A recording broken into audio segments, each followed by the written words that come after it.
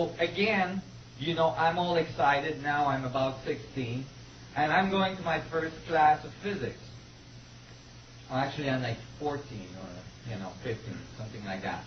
And I'm like, oh my God, today I'm going to go into my first class of physics. I'm going to learn everything there is to know about atoms and reality.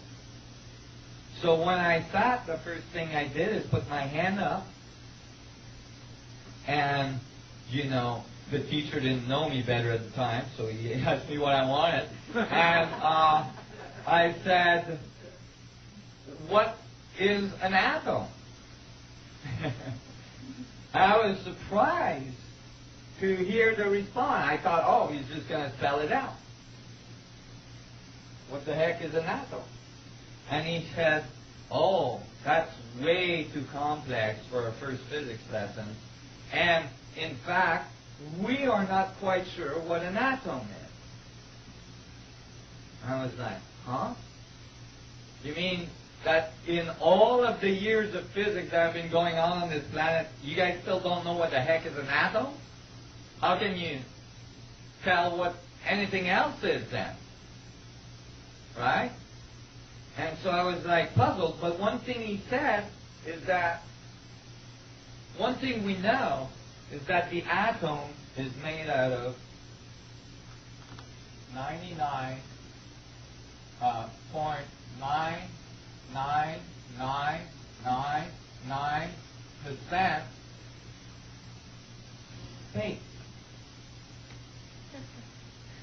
And I'm like, oh, space. Mostly space. Everything you see, everything you touch, everything is mostly space. 99.99999%. That includes you. You are 99.99999% space. And I was like, wait a minute. That the universe is connected by a non-seen force, right? What would be the thing that would connect all things? Space. That's the only thing that's everywhere. And that's the only thing that all energy is radiated into. So I start to think, maybe it's the exact contrary. Maybe the atom is just a result of a division in space. Aha. Like the fractal structure we just saw. Divisions of space to infinity. Now it starts to look a little different, doesn't it? Is your brain starting to hurt? That's okay, if it does. It's normal, don't panic. It'll get better. But imagine you're doing music. You need silence to be able to cut it, to make music, to make a beat. If you're making reality, you need space to define the reality in between. So space, reality could be just various resolution, right? Various divisions of space in a fractal structured vacuum, which is some of the math we just published recently. It's becoming extremely popular, the concept of a structured vacuum, energetic structured vacuum. This is in advanced physics. So I dug a little bit more after that first class in physics, and I found something that blew my mind. Much later I did find it. And it says this. It's in gravitation. Present-day quantum field theory gets rid by a renormalization process of an energy density in the vacuum that would formerly be infinite, if not is not removed by renormalization. Now people, you don't know what renormalization is. What they tried to do to me at school.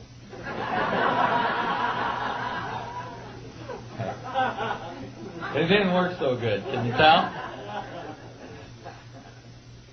We'll talk about renormalization in a minute, but here, energy density in the vacuum that would formerly be infinite. That means that current day physics for subatomic particle, quantum physics, has to have a huge amount of energy in the vacuum for all their physics to work. Why do they try to remove it by renormalization? I'll explain that right now. There is two infinities in physics. That sounds like a misnomer, but that's the way it is. One infinity is infinitely small quantities. You know, you mix this quantity with this quantity and you approximate it, and you know, infinitely small. At one point you say, okay, well, it doesn't matter, it's just bits, you know, like infinitely small. It's okay, you can't ignore infinitely small. And then there is another infinity. That one has a highly technical term that is found in physics books, and that term is nasty infinity. Yes. It's used in physics commonly. Nasty infinity is not infinitely small, but infinitely big. When you find something that's infinitely big, you can't just say, oh, I'm just going to ignore that. Right? I'm just going to ignore infinite amount of energy. I don't think so. You got to do something with it.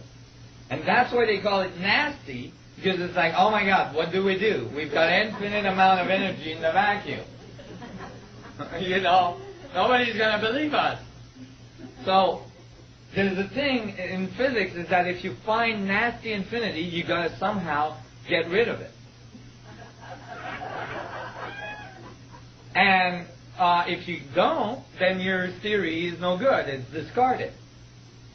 And the way they came up with a way to get rid of it is that they use a renormalization process. Basically, they take the infinitely large number and they cut it. Okay? And then they try to shove it under the carpet somewhere, and they don't talk about it.